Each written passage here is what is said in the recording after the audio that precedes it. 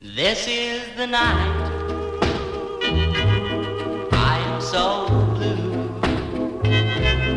This is the night when I miss you. This is the night, whoa, whoa. This is the night I love you.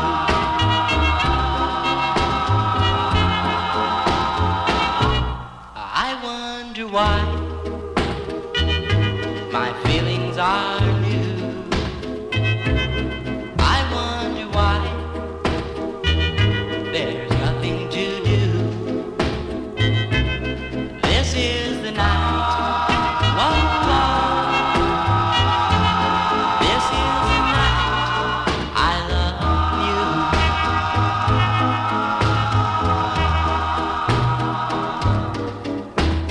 I never that I care until you went away. Now I find myself waiting for you to come back to stay. This is the night I'm so blue. This is the night when I miss you. This is the night, whoa, whoa.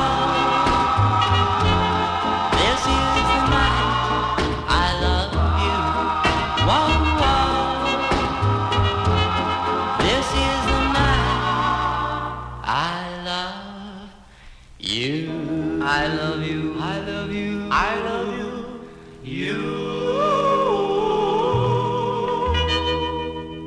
iTunes Radio reminds you, Strange Brews, the show of your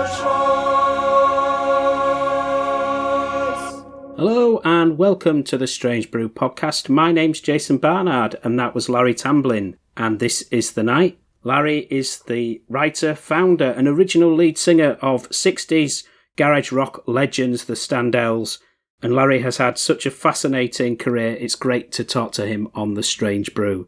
So let's hear my chat with Larry. How you doing, Jason? It's a pleasure to see you. Thank you for doing this. Yeah, you bet. Always a pleasure to work with my British friends, too. Yeah, there's a real synergy between some of the bands in America in the 60s who responded to the Beatles, and the Standells are one of those groups. Yeah, let's be truthful. The Beatles are really the ones that started it for all of us. I mean, we formed the group back in 1962, about when the Beatles began. And until the Beatles became famous, rock groups were just not in fashion. And they made it fashionable for all of us to succeed. So I'm forever grateful for what they've done. And, I always give them credit. You were making some great music before the Standells, solo singles and like This Is the Night, and that was more doo-wop. Yeah, well, I started in high school. I was a single act. I was signed to a label. It was a label run by Eddie Davis, who had Linda Farrow Records. He later became really well known for, his work with Hispanic groups. And I got to work with a lot of them in the process, too, like the Premiers and some of them. So, yeah, I mean, I was influenced heavily by doo-wop back then, anything else that, was popular. They had different styles of music. Rockabilly. For some reason, I've been mentioned on the Rockabilly Hall of Fame, which I could never figure out, except one of my songs, Patty Ann, was kind of in that vein. So that must have been where my name got infused in that. And you toured with Connie Francis, didn't you? Yeah, I think that was probably one of the biggest thrills of my life when I was, about 18, and I had my first record out. My manager booked me on a show with Connie Francis, and I wrote about this in my book. And here I was, just a kid, testosterone laden teenager, meeting and working with, my idol back then. Of course, Connie Francis was the huge star. And one of my favorite stories, of course, is when I met her up in the San Francisco airport. She was exhausted from touring. She said, "Hey, Larry, let's go get a couple of Coca-Colas or something from the soda fountain." And so I walked with her, and she became very faint. In fact, fainted in my arms. Now, you can imagine a kid like this with his idol in his arms. What more could you ask for? This is one of my favorite stories. She later thanked me and autographed a photo to me. She said, "Larry, my hero, follow your star." Your brother was an actor and had contact with Elvis. That must have been amazing. Yeah, I come from a show business family. My mother and father met on stage on Broadway. Back then it was vaudeville. And out of the three sons she had, there were two of us that got into show business. Russ, you couldn't hold him back. I mean, from the time he was 12 years old, he was on the stage doing something. And, he had a marvelous ability to, not only dance, but throw acrobatics into it. He was known for that type of dancing. And, of course, his acting, too. I mean, a lot of people don't realize he was nominated for an Academy Award for his part in the movie Plays. So when I got into music, which was, a little later than him, because he's about 9 years older than I am, he was very supportive, of course. But I had a stepfather that was very, let's say, approving of what I did. And he told me I'd never make it in the music business. I didn't have the talent. But I didn't let that detract me. I just continued on with it, doing whatever I could. And that's when I signed with Eddie Davis in Farrell and the Records and, had out my first song, which was Dearest. That was the very first recording with him. The flip side was Patty Ann. And then we went on to record This Is the Night, which had a lot bigger following. Actually, it was number one in Philadelphia. So, that's kind of my background, where I came from, and I just stuck with it. I had a lot of musical friends, a lot of acquaintances that went on to become famous, like Richie Valens back then. He went to San Fernando High School. I went to Polytechnic High School, which is not too far from there. We met a couple of times, and I was just so impressed with him, as a talent and a guitarist and a singer. And again, one of the first Hispanic acts that I know of. And, when he took off with La Bamba, which I thought the movie did not do him justice, by the way. It wasn't even close. I tell the story in my book, about his song Donna, and the way they played it up in the film, like they had a big budding romance, and actually she treated him like crap. She couldn't stand him. And then she capitalized on it, of course, after his death. She wanted to become a recording star herself. She asked me to back her up on a recording, and her voice was just awful, and I just couldn't do it. But he wasn't the first Hispanic act, like I said, that I worked with. I got to work with a lot of them. And Cannibal and Headhunters, very good friends of mine today. In fact, they backed me up when last year, I was inducted into the California Music Hall of Fame. It's hard to say when the beginning of it all took place and when it culminated. I don't think it ever culminated. It just, every time I think the interest in the Standells has died down, then something else comes up. And for having such an iconic song, Dirty Water, that has held up over the years, considered by the Rock Hall of Fame as one of the 500 songs that shaped rock and roll, the music business has been very good to me. Tell me about the early days of the Standells and how you joined with, was it the Starlighters? That was another group together consisting of Tony Valentino, who stayed with me, another guy, Jody Allray, whose stage name was Jody. I can't remember his stage name. Anyway, they were looking for a keyboardist at the time, and they contacted Eddie Davis and hooked me up with them. So we got together. I did a couple of gigs with them as the Starlighters. And, back then gigs, were wedding receptions, things like that. But we didn't really change over to the Standells until like a month or so later. One of the guys dropped out. So it was just Jody, Tony, and me. And then we brought in this young drummer, Benny King. we started going around to booking agents. We still didn't have a name for the group. We started going around to booking agents trying to get work, and all we did was stand around trying to get work, and that's basically one of the reasons that I came up with the name Standells, from standing around. Of course, I think the amplifier had something to do with it, but that was spelled with one L. We later added the second L so as to avoid confusion.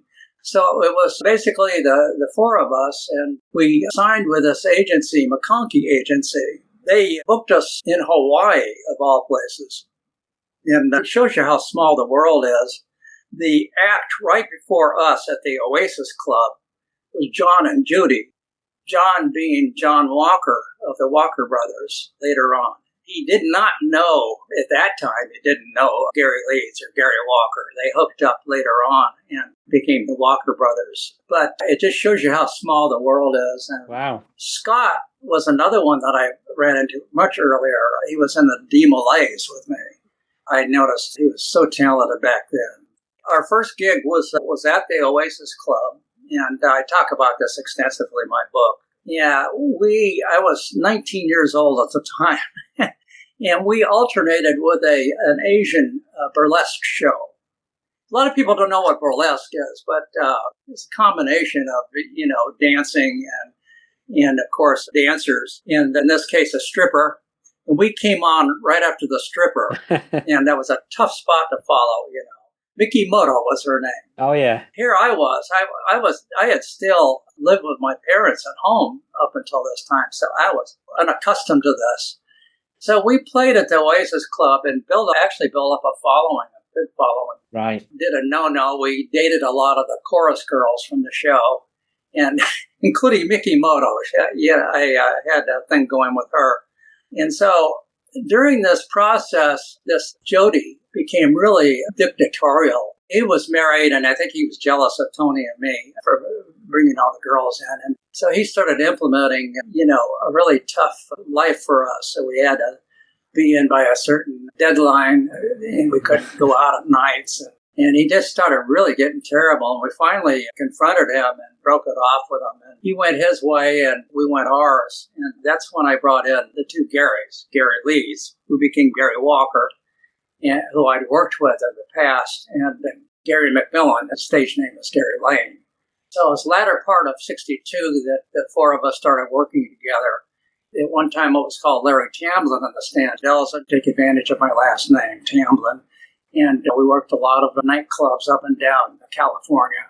And each time getting a little bit better. I mean, we worked some real dives. We went from working in Hawaii, which is paradise for me, and they booked us to this rundown nightclub in Fresno, California. It was near the railroad tracks, and it was the most depressing place you could work at. And I'm sure every group has been through this. And I remember one night we were playing for like 6 people, and there was a 300-pound woman that was inebriated, and she passed out on the stage. In order to get on the stage, we had to step over her all night, finally, until she sobered up and was able to remove herself and roll off the stage. That's just one of the instances. And you started releasing records like The Girl in My Heart and You'll Be Mine Someday? Yeah, that's another one that we recorded early on with Eddie Davis. It was me and the other guys. That was one of our first recordings. I never figured it out because we did another recording about the same time with one of these agencies that we applied for. That was called Walking in the Night. And that was never released as a single. They had a studio and a music track, and we just, sang to it. Of course, I sang the lead on it. So this thing with Eddie, I'm not sure if we did that before doing this or not, but he released it, of course, as Larry Tamblyn and the Standells much later, after around the Dirty Water success. But that was, again, really more in the doo-wop kind of format. So as far as the hard rock sound, we developed that, of course, from over the years and covering other groups, like Chuck Berry, for instance. I was a big fan of Chuck Berry's and some of the early rock performers, Little Richard. And so it evolved, our sound evolved, like the Beatles. I mean, they were doing a lot of those same songs. Twist and Shout, we did that. So, we kind of both emerged around the same time. Of course, they had the huge success, and we didn't quite gel as fast, but I have no regrets.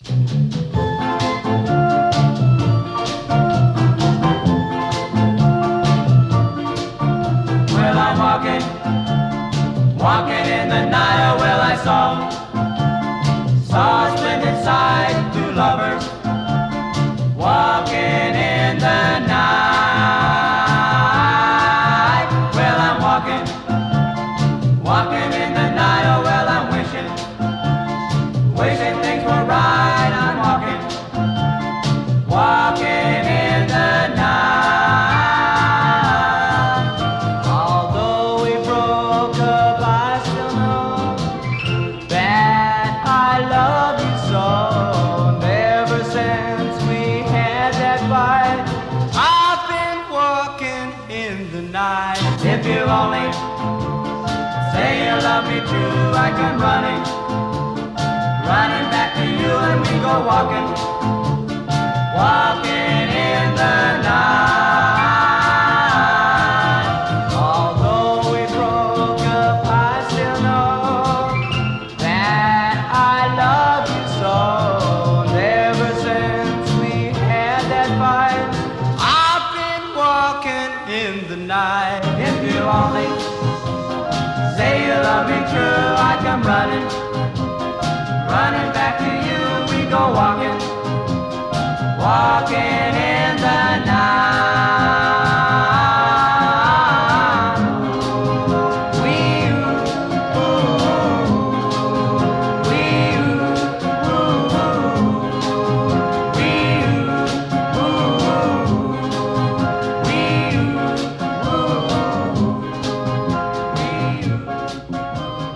You released a live album in person at PJ's. Yeah, we were together for a number of years.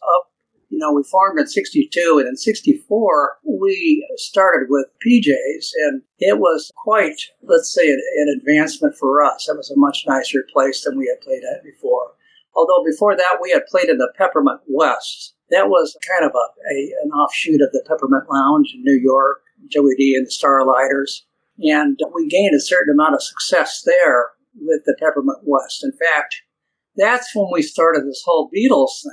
And nobody had heard of the Beatles at the time. We all grew our hair long. You look at our Standells page, I've got a whole photo of us doing the Meet the Beatles pose, with our hair growing long. And they started a Beatlemania night, and we dressed like the Beatles there and did a lot of their songs. And it was a crazy place to work. So we went from there to PJ's, and PJ's made us cut off our long hair because they were very conservative at the time, and they didn't like the look. So we had cut most of our long locks off. So a lot of people, there was this rumor that went around that our producer, Ed Cobb, changed our image and toughened us up, and nothing could be further from the truth. We were tough guys to begin with.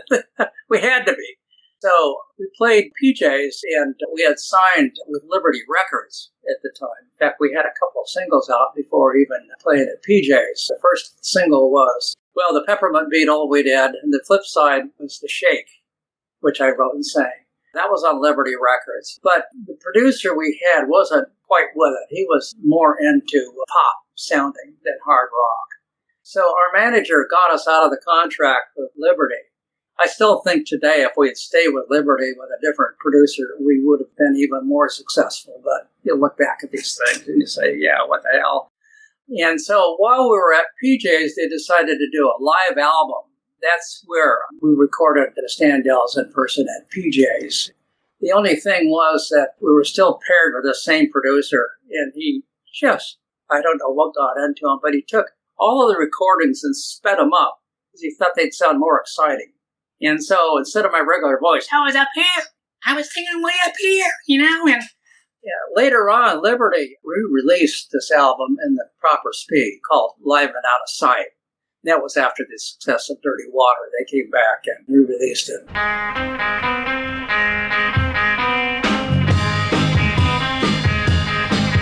got something to say that might cause you pain. If I catch you talking to that boy again, I'm gonna let you down and leave you flat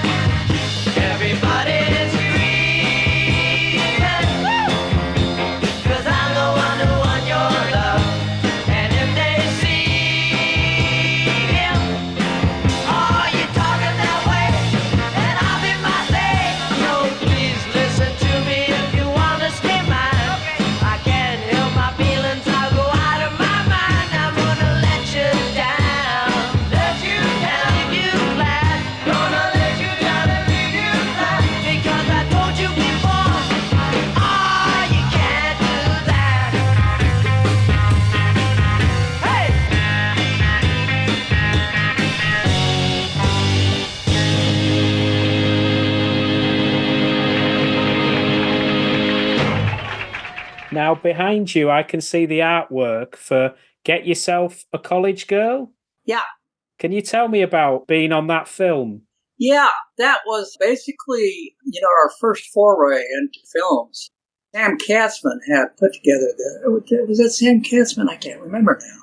But anyway, they did this film, Get Yourself a College Girl. Originally, it wasn't called that. They asked us to be part of it. And what a thrill. Here we were unknowns. And they also had some British groups in the film, of course, the Animals and Dave Clark 5. A lot of people don't realize, though, that their portions were filmed in the UK.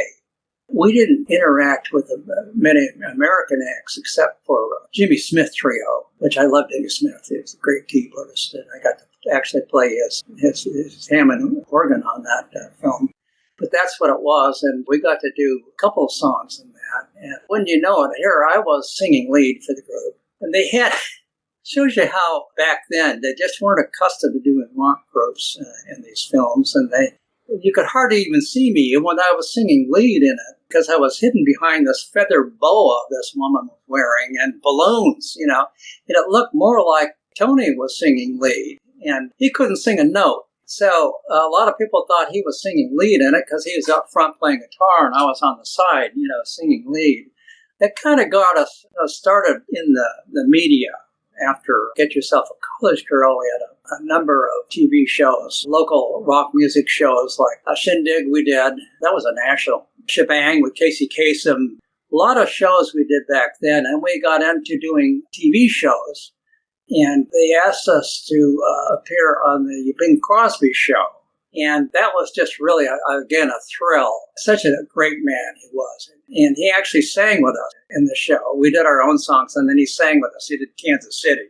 And anybody that saw that said he did a really good job. And they don't realize how talented he was, and how hip he was. The other thing that was just a big thrill for me was that my father was a big fan of his. He had every album of his. So we went from that to doing other shows like Ben Casey, we were on that, and several other things. And then the biggest thrill, of course, was being asked to do the Munsters. And the Munsters, we were still unknowns. We actually had guest starring roles on the show. We played ourselves in it. We had acting parts. And we were nobodies at the time. But again, what a thrill working with Fred Gwynne, Yvonne DeCarlo. Butch Patrick, who was Eddie Munster, is still a good friend of mine today. At the time, it was my favorite TV show. I used to watch it religiously every week. And a lot of people say, well, you guys were kind of the forerunners to that kind of appearance that the Monkees were on a little bit later. That's true. I mean, that kind of crazy format, some of those scenes in it. The toughest things for me was to be really serious doing some of those scenes where Fred Gwynne was doing his crazy poetry, bibbidi bibbidi bobbidi boo, and we were sitting there like we're just, oh wow. And inside I was just ready to break up. But anyway, that was a thrill doing that. Of course, during this time, then we started gaining more and more popularity. You mentioned it near the start, and there's been a lot said about Dirty Water and how much you changed it from the first version that you heard. Can you tell me about the origins of Dirty Water? Yeah, I talk about this in the book. We signed directly with Ed Cobb and his production company, Greengrass, who then signed us with Tower Records. And my only regret was that Tower Records was not a very good label. They never were. And they had no way of following up on their successes.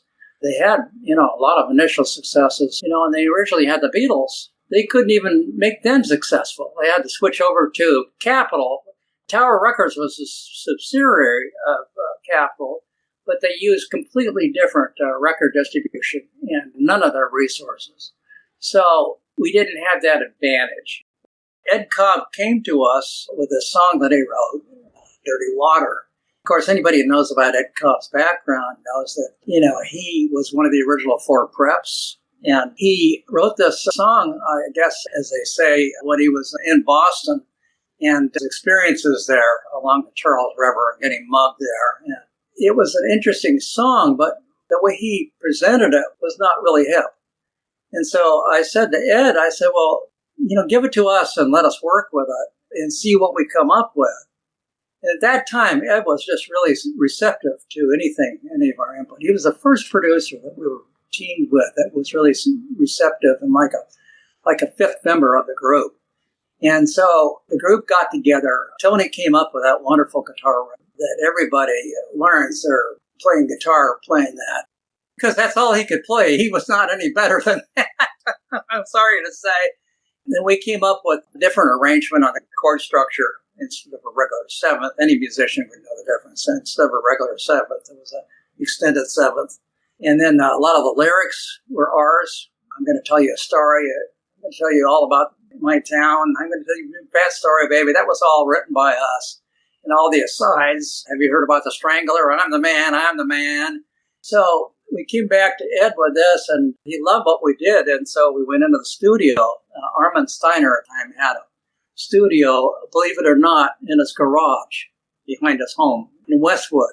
It was a funky place, but he had a lot of hits out of that studio. And that's where we recorded Dirty Water. And it took us a couple of days of recording. We also recorded Rary there, the flip side. And that was another great recording that, a lot of people loved. And that was written by Ed.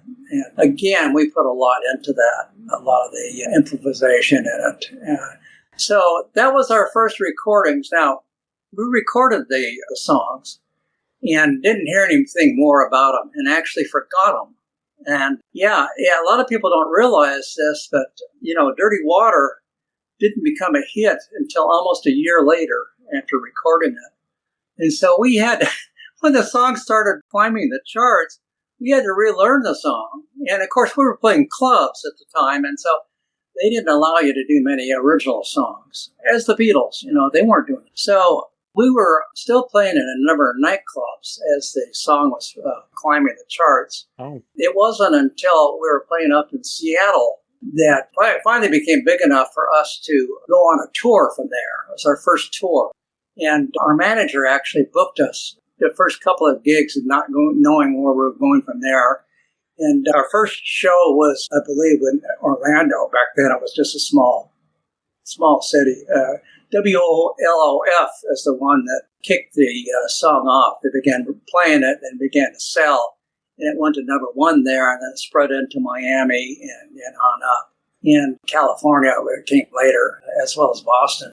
So at the time we went to Orlando, going from a nightclub, very conservative nightclub, to this wild scene at Orlando Airport, arriving and playing it, there are all these teenagers out there with Standells signs, and the radio stations it was out there with microphones, and I think the local newscast was there. What a thrill it was to step off the plane into this huge, adoring crowd of people.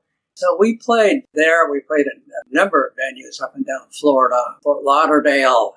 Actually, one of my favorite stories is going by the swamp property and seeing this big sign saying future home of Disney World. Back then it was just swamp. And I was saying, well, who the hell would put a theme park out in the middle of a swamp? We continued doing these gigs, and so, like I said, sometimes we didn't know where we were going next. And sometimes these things they had false information on them. We went to one gig we were supposed to be playing at, and it turned out to be in the middle of the desert. There was no such property. But all along the way, Dirty Water was still climbing the charts. It was about a 4-month process of touring and doing these small gigs that we finally ended the tour. And by then, we had gained a lot of notoriety and returned to Los Angeles. I'm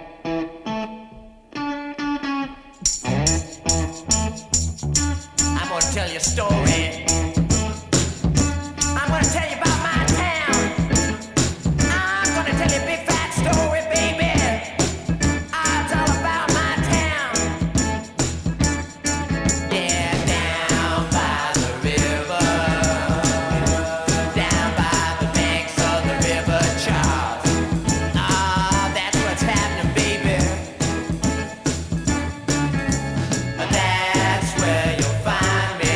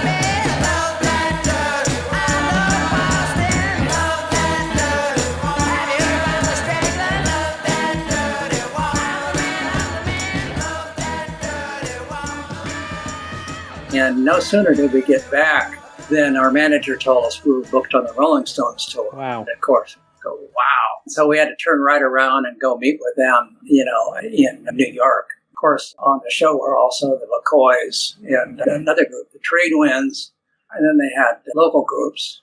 And so I forget which was our first show, but pretty early in the process we played in Boston. And that was quite an experience because the fans rushed the stage and they had to shoot off tear gas and and stop the show. And then, but the worst part was, as I said in the book, is that in ending at the end of the show, the Stones got in their limo and drove back to the airport. And we had to drive through this in the bus and drive through these clouds of tear gas, and it left us pretty teary-eyed. So it went on from there. Did Ed Cobb write Sometimes Good Guys Don't Wear White Feet specifically for you? Yeah, that song was, again, that was not recorded in Armin Steiner's studio, but it was recorded up in Seattle. At the time, Dirty Water could see that it was heading up the charts, and so Ed Cobb flew up there, and we literally threw together this album. Sometimes Good Guys Don't Wear White was one of them that he wrote, and along with a number of others. And so we recorded that up there in Seattle. And again, we didn't know what our next single was going to be, but they chose that. There was an album released of one of your shows in Michigan. Do you remember that? Oh, yeah. That's a good question. We, of course, after the Stones tour, we did, toured with Paul Revere and the Raiders, and that was a wild tour. And then one of the tours we were on was just a short one with the Beach Boys. Michigan and Michigan State universities were our gigs. And we never knew it, but at the time we were doing the Michigan show, it was being recorded. And rumor has it that they were recording the Beach Boys there. And so they had a professional studio set up and an outside trailer. Rumor has it that Brian Wilson was behind the controls. I've read this on the internet. So he decided to record it. Amazingly, we never knew about this until several decades later. Sunday's Records, who was just wonderful to work with, they were searching around for Standells material, and they came across this recording. And, of course, they came to us with it. And it was just like found gold, to hear ourselves live in concert back in 1966, right around the time Dirty Water was recorded, and hearing us at our rawest form. And we not only did Dirty Water, then we did kind of an R-rated version of Gloria. And a lot of people have talked about this. One of the popular recordings I got somewhere on my page that we brought down the house with that song. We not only did that, but we went a lot further with the song than it was originally written, and with sound effects too. So it wasn't until 2000 that we actually heard that album for the first time. And of course, Sundays remixed it and did a wonderful job with it. And again, it's just a buried treasure. Now that we messed up everybody else's number, we'd like to mess up one of our own. We at least have a right to do that. Yeah, we've had a lot of requests tonight, but we're going to play anyhow. No, actually, this is our second big release, and for this song, we got an Oscar Mayer Wiener. And, yeah, this is one of the songs we performed before President Johnson was elected. Anyway, this starts out. We hope you remember this thing. It goes something like this.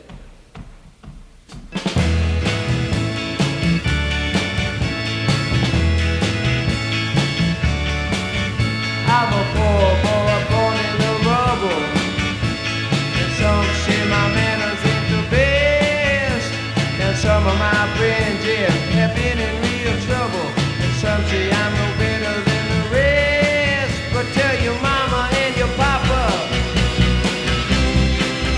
sometimes good guys don't wear white.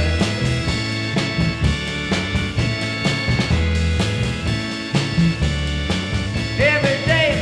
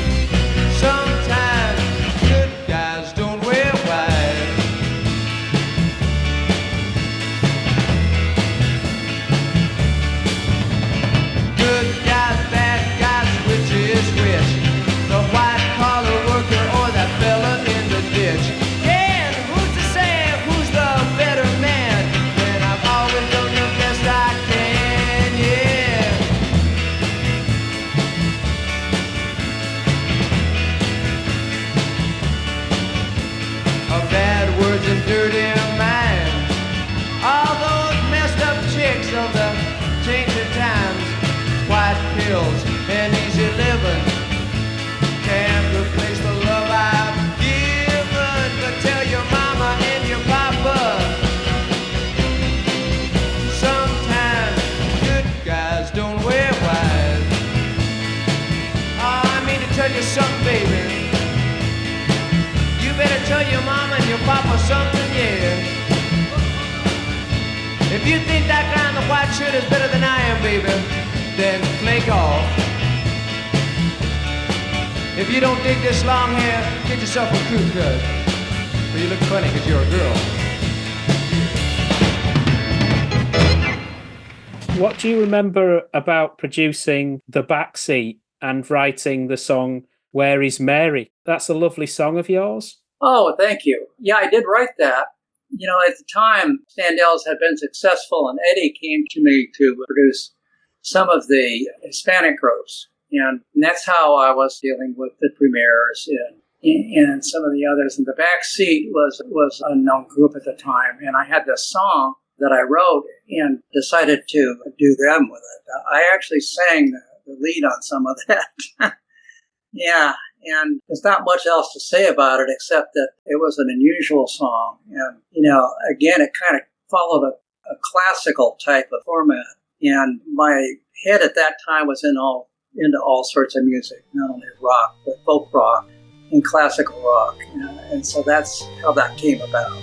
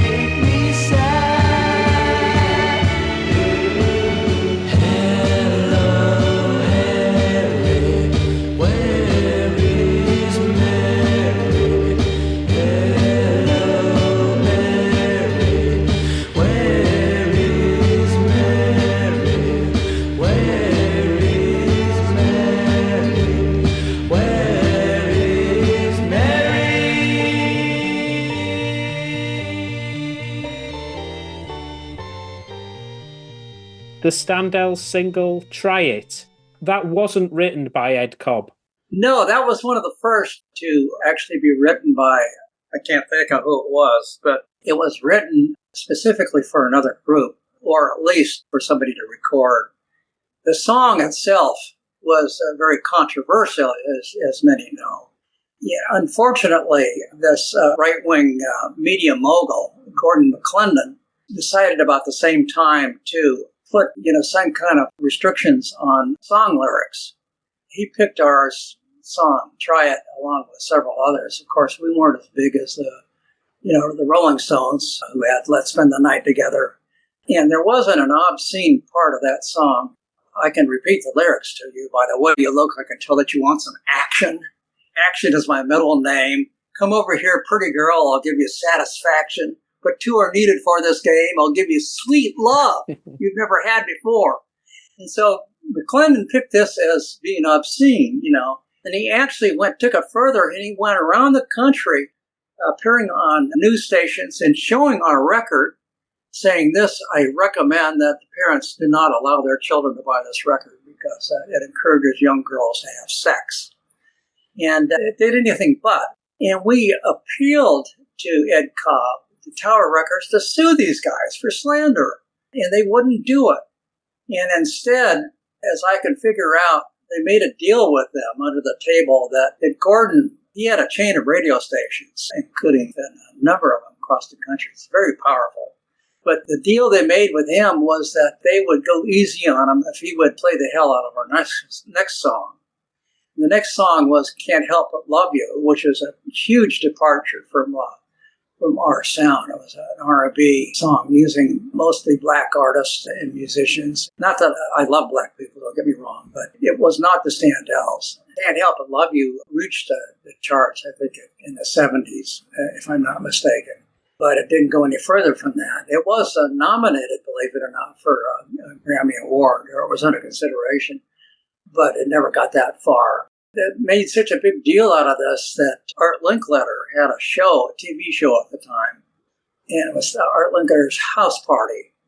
During his last year on that, he had a segment called Let's Talk, where he had different factions on that would debate each other. And he got us on debating McClendon, and we massacred him, absolutely massacred him. You know, everything he said, you know, and I was basically doing most of the dialogue with McClendon. So he would come up and you know, talk about this lascivious lyrics. And I said, well, what about, you know, direct lyrics? And I said, what about, you know, songs of your time? What are birds do it, bees do it? What's that about? So I really got him on a couple of things.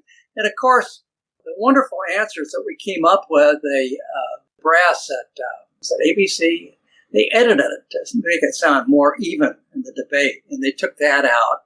They took some of the other wonderful comments out, make it look more even-handed, which is terribly unfair. And so, unfortunately, Tower Records was not very powerful. They could have just taken that, you know, like Columbia with Birds 8 Miles High. That was a song that Clendon also banned, but they were powerful enough to at least be able to get that out in distribution and sell some records, and they did. And, you know, it killed that song, and I always thought it was one of our better songs. Over the years, it has proven that it's sold in the millions, along with a lot of our other songs. All right, baby. It's all right. I'm gonna tell you something, and you better listen. By the way you look, I can tell that you want some action.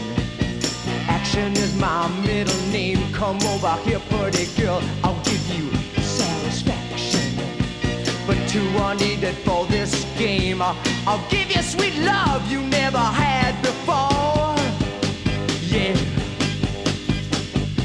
You think you've seen it all, but you don't know what's in store. Come on, try it.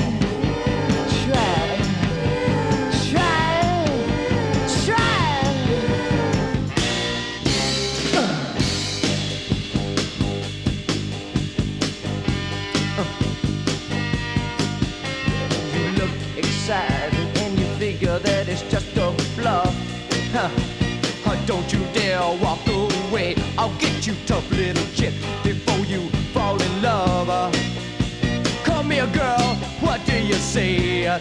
Just give the word and my good lovin' will start. I'll serve a feverish pitch that's headed straight for your heart, yeah. Come on, try.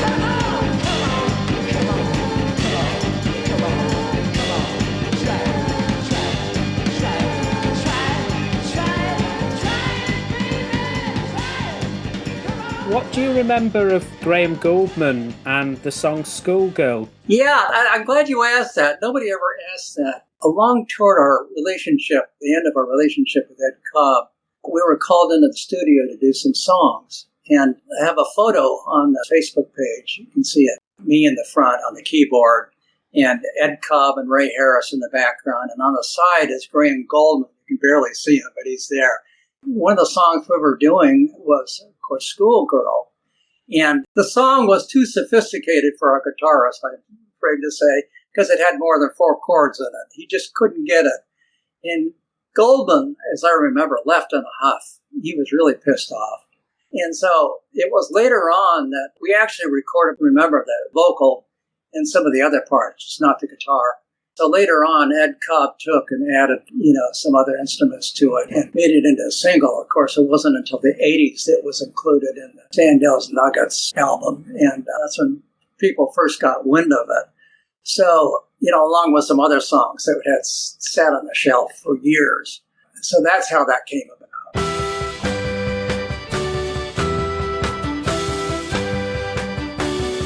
She was a schoolgirl with 7 GCEs, nowhere to student was to collect degrees. But in the library, researching English lit, she met a student who took her mind off it. She was attracted by his smiling eyes. She said he loved her, but he was telling lies. He taught her subjects of which she'd always feared, and when she learned them, he quickly disappeared. All is good to the pure. All is good to those in the web of love, to those in the web of love.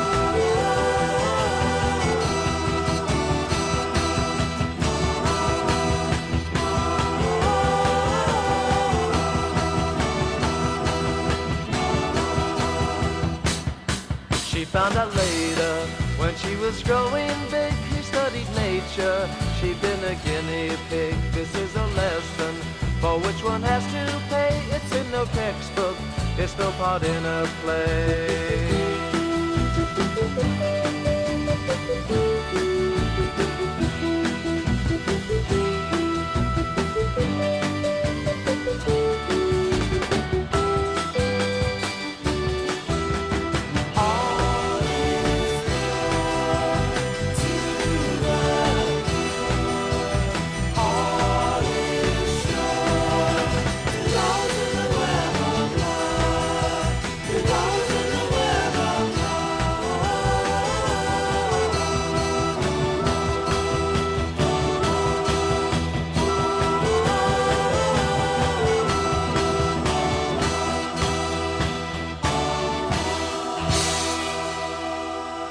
What about the Standells single All Fall Down? Because that's more psychedelic. Yeah, that was written by our bassist, John Fleck, who was with Love for a short period. It was anti-war protest, and along with, I think, Dick Dodd was co-wrote it. But anyway, it was a different departure for us, and with, some different effects in it, like the background trumpet in it, some of the psychedelic effects. A lot of people loved that song because it was such a departure, and yet it was vital to who we were at the time. We were doing a lot of different experimentations with songs. What led to the Standells breaking up a few years later? We had a run of it, 1962 up until almost 1970. But one of the problems was with our member, Dick. He always seemed to assume that he was, too good for the group. Although I sang lead on many of the songs, including some of the more popular ones. But we decided that we needed to leave Ed because we just were getting nowhere with him. And our manager sent him a cease and desist. And he had us lined up with a really good label at the time. And in the meantime, they contacted Dick and they said, "You don't need these other guys, you're a star." So they pulled him away from the group. And at that time, it was just critical, that he be with the group. It was so late to change. And, since he had sang lead on many of the songs, it just really hurt us. So Ed went and recorded this horrible album. I write about this in the book also with Dick, and it was all like pop songs. It wasn't even his type of sound. It wasn't punk or like finger snapping, and it was Dick Dodd's first evolution. That was the name of it. And it was a miserable failure. And unfortunately, it took a while for them to realize this. And by then, we had gone through a number of changes. We brought in other members, and it never seemed to gel properly. We even brought in Lowell George at one time. He was with us for, about 5 or 6 months. And I don't have too many things good to say about Lowell. I know I should respect the dead, but I don't have too many good, fond memories of him. And then we had, other members that we brought in. So it really wasn't until the late 1969, that we just, unfortunately, because Ed Cobb and them had signed Dick, they claimed that they had a right to the Standells name. And here I created it. And so they held us up in court for a couple of years. And by then, we had lost our popularity. And we're back to playing nightclubs. And I was so sick of it at that time. So we split up and kind of went our own ways. John Fleck went into filmmaking, which he originally had a degree in from USC. As a cinematographer, and he became a well-known cinematographer, with movies like Jaws 2, Poltergeist, and a number of Steven Spielberg films, and he went on to produce. And so, for all intents and purposes, I thought the Standells were over and done with. And the music had changed so much during that period. It went to that, us, Sky Saxon and the Seeds, and then it evolved into folk rock, and then jazz rock, big band sound like Chicago, Blood, Sweat, and Tears. So our sound was just passé, let's say. And so we were back to doing nightclubs, and I just said, I've had it, and got into other things.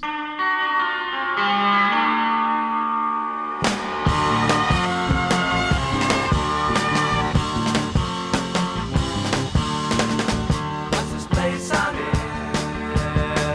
What's the game they're playing?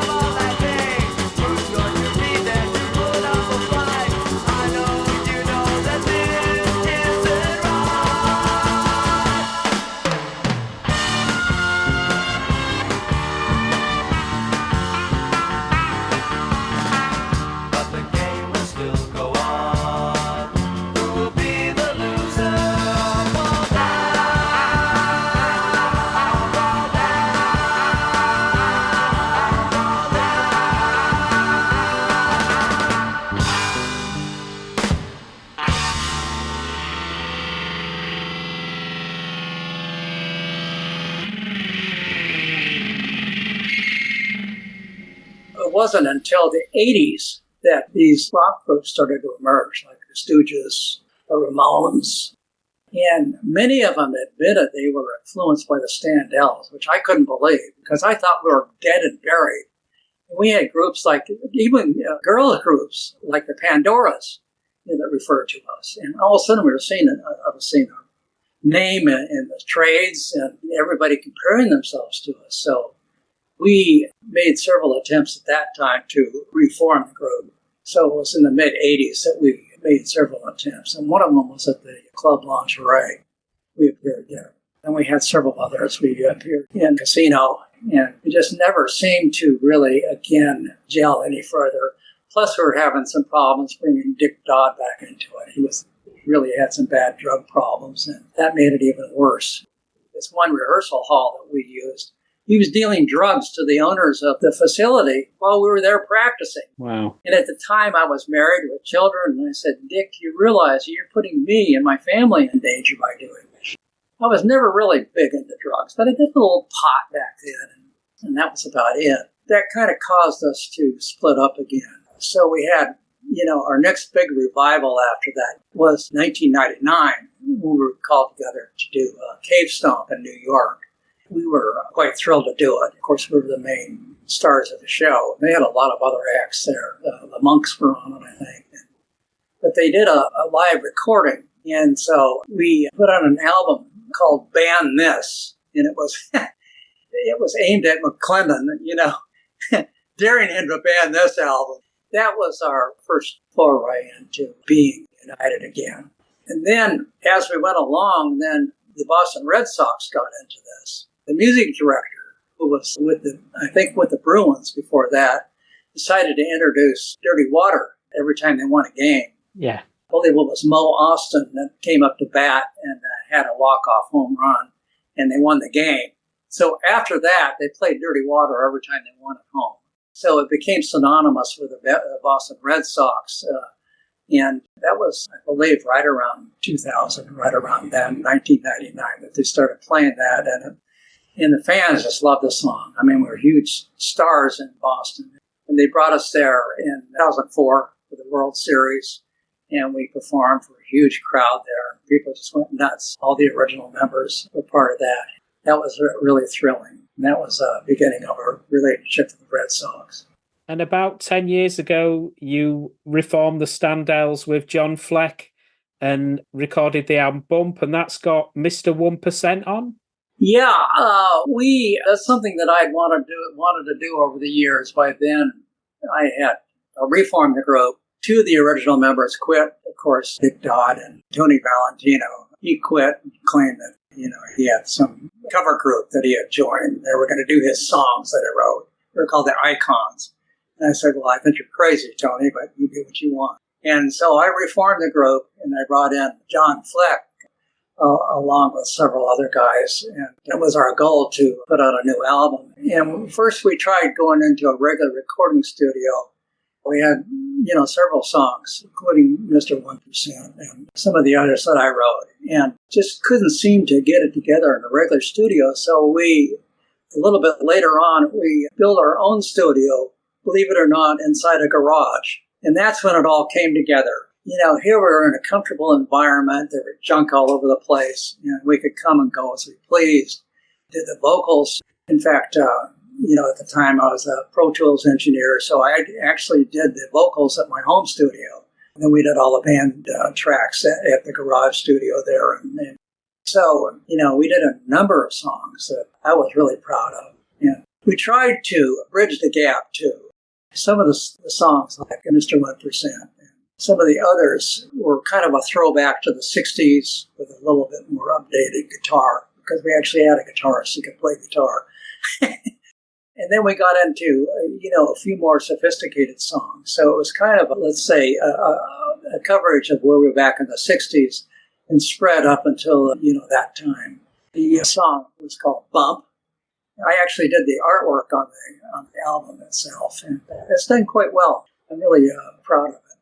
Well, Larry, I've really enjoyed reading your memoir, From Squeaky Clean to Dirty Water, My Life with 60s Garage Rock Trailblazers, the Standells, and I heartily recommend everyone go buy a copy. Thank you so much. Well, thank you. It was a real pleasure talking with you, and I really appreciate the time you've given me, allowing me to start off. Thank you very much. You're welcome, Jason. Thank you so much. My pleasure. Bye-bye. Bye now.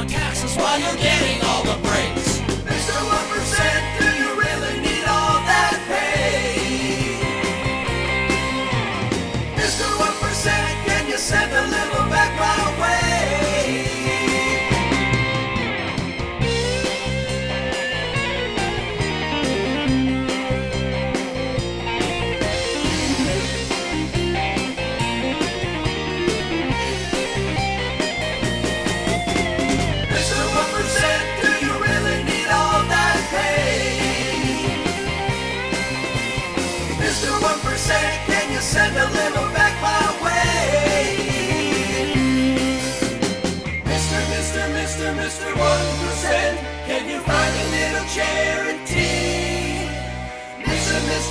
Mr. 1%, can you help a poor boy like me?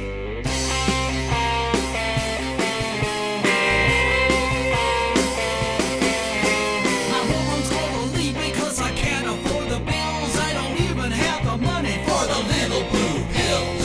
What's a man supposed to do when he's so uptight? You got me by the gonads and it just ain't right. Mr. 1%, do you really need all that pay?